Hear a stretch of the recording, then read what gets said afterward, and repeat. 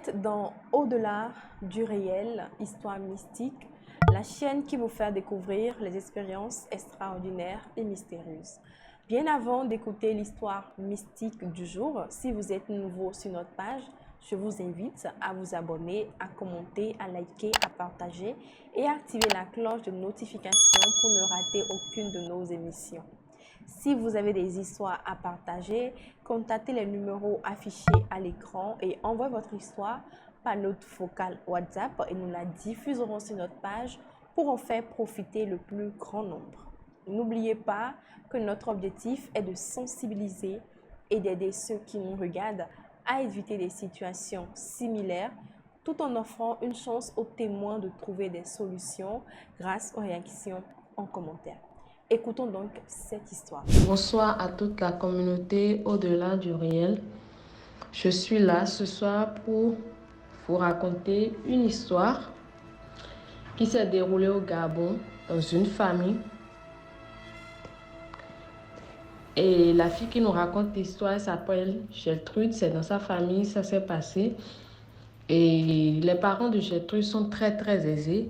Et le père de Gertrude, quand il a ne serait-ce qu'une petite nouvelle qui est positive ou qu'elle soit grande, il aime toujours faire des grandes fêtes pour fêter ça. Et ils ont une très grande maison et la plupart des fêtes étaient organisées dans la maison. Le père de Gertrude mettait les petits plats dans les grands, c'est-à-dire tout le monde était invité et on faisait la fête à la maison. Il y avait la nourriture à gogo, les boissons, le DJ qui mettait les sons, genre. Il y avait tout quoi. Tout était bien fait et tout. Donc, il fut un temps, il a reçu une bonne nouvelle à propos de son travail et il a voulu faire une grande fête à cause de sa réussite et tout. Et l'organisation s'en est suivie et quelques jours après, il y a eu l'organisation d'une très grande fête. Il y avait beaucoup d'invités, tout le monde se promenait dans la maison. On voyait ci par là, tel par là et tout.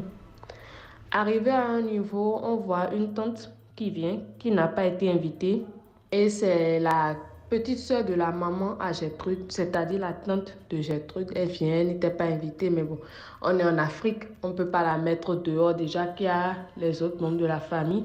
Et cette tante, il faut savoir qu'elle ne s'entend avec personne et qu'elle n'aime pas le père de Gertrude ni la mère de Gertrude.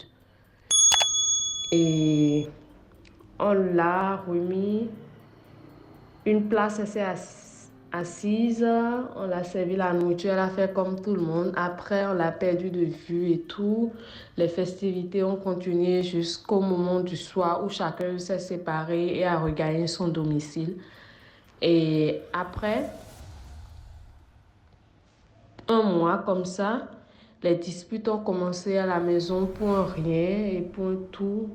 Et il y a toujours des disputes entre les enfants, entre les parents, qui venaient des fois jusqu'aux mains pour des histoires qui n'avaient ni queue ni tête. Alors que c'était pas comme ça avant. Donc tout le temps les histoires, tout le temps la bagarre, chacun dans son coin. Et tout ça devenait pesant et tout. Donc, et à ajouter à ça, il y avait une dame vêtue de noir de la tête aux pieds, couverte par un voile noir qui passait dans la maison. Tout le monde la voyait, mais comme ils étaient tous sous tension, personne ne se réunissait pour dire, mais telle personne, tu as vu ce qui est passé par là? Personne ne disait ça. Et les problèmes continuaient d'affluer. Et tout ça jusqu'au moment où ils ont dit non, ils se sont regroupés. Même le gardien a témoigné qu'il voyait l'esprit là. Et ils ont fait appel à un traditionnel, un homme tradit praticien qui est venu, qui est encore marabout et qui leur a fait la vision et qui a dit que ce qu'ils voyaient c'était un esprit de mort et que c'était une entité remplie de négativité et qu'elle a été envoyée là pour les détruire jusqu'à les conduire à la mort de chacun d'entre eux. Donc, la famille de Gertrude a demandé, mais d'où ça venait ces deux-là? On le faisait comprendre que c'était la tante qui était venue pendant le moment des festivités. Elle est rentrée dans une pièce de la maison où elle a déposé l'esprit et elle est partie chez elle. Et ça n'a pas été facile sur des mois et des mois. Ils ont fait des prières, plein de trucs.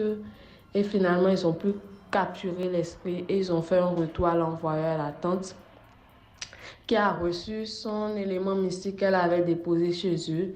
Et elle s'en est pas sortie comme ça, puisque l'esprit est devenu une fois plus fort en venant chez elle, non? Elle est venue chez sa soeur demander pardon, confesser que c'était elle et que de bien vouloir l'aider à se débarrasser de cet esprit-là, car l'esprit la voulait la conduire à la mort. Donc, c'était l'histoire que je voulais partager avec vous ce soir. Vos commentaires seront les bienvenus. Merci. Nous sommes à la fin de cette histoire. Si vous l'avez trouvée intéressante, place aux commentaires. Laissez vos avis, vos impressions, vos suggestions, vos apports. Surtout, n'oubliez pas de liker et de partager au maximum. Merci de nous avoir suivis.